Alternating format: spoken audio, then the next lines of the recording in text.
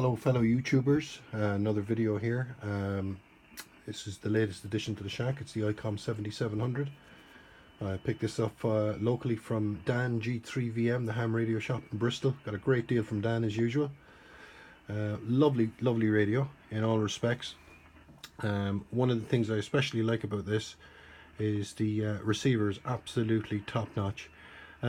Just to put a comparison on this, by the way, I've had the Icom 7800 Mark II, and I actually prefer the 7700. I think it's actually better, the 7700. Obviously there's only a single receiver on it, unlike the 7800, which has two completely independent receivers. But if you don't use a second receiver, it's not really too much of an issue.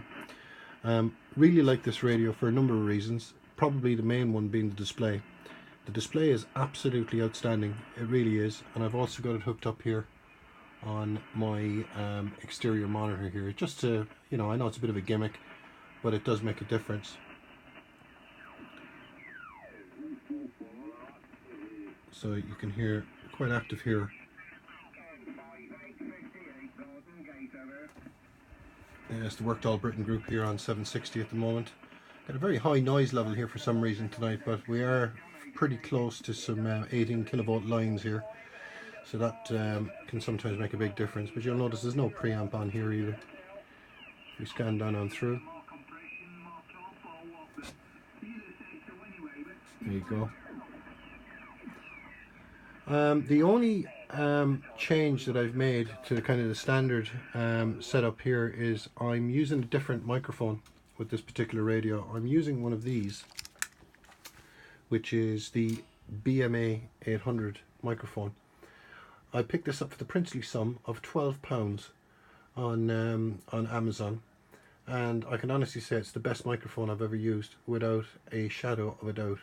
Absolutely brilliant. I've tried a lot of the Heil microphones in the past, such as the Heil ICM, the PR781, the 780, the PR40s, and I still think this microphone is actually better. Of course, it really depends on the settings that you're going to put on the radio, but I've kept it really simple, as Icom really does with all of their radios, which is just basically by going into the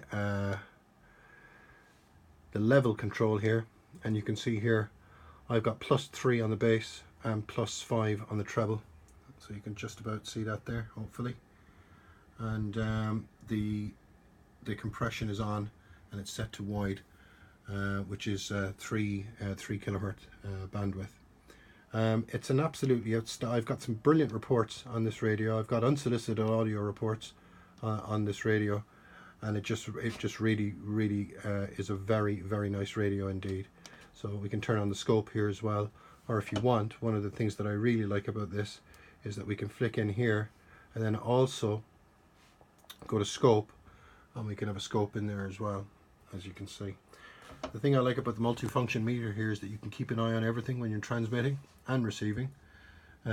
So obviously you've got the band scope here in the middle, but also you've got the signal meter, you've got the power output, the ALC, the compression, the SWR, and the and how many amps you're using at the radio. At the moment, I'm driving this with about 50 watts. I'm an intermediate call sign here in the UK, so my power output is limited to 50 watts, but it is a 200 watt radio, and I have tested this with a dummy load as well, and it does put out the full 200 watts, no problem at all. The antenna that I'm using, by the way, is a homemade doublet for 80 meters. It's fed with open wire feeder, and that's going into an MFJ 986 tuner, and it seems to work exceptionally well.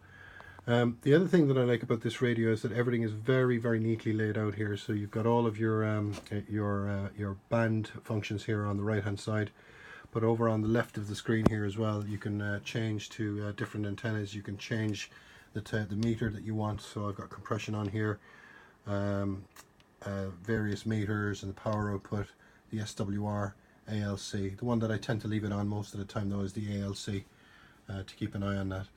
And it's an exceptionally good radio.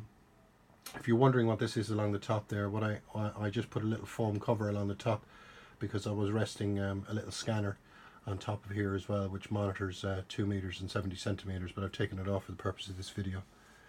As I said, it's an absolutely fantastic transceiver, and the great thing about these at the moment, of course, with the advent of the new 7610 coming out, is that the 7700s, there tends to be quite a few on the second-hand market now for pretty reasonable money.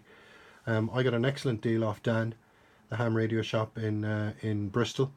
I traded in an Icom Pro 2 against the 7700 and got an exceptionally good deal from Dan, as usual. So if you're thinking about any kind of radio trade-ins here in the UK, I'd advise you to give Dan a ring, because he does offer exceptional value for money and very, very good customer service as well. So I hope this has been of interest to you, but as I said, the radio itself, let's have a quick scanner on the bands here.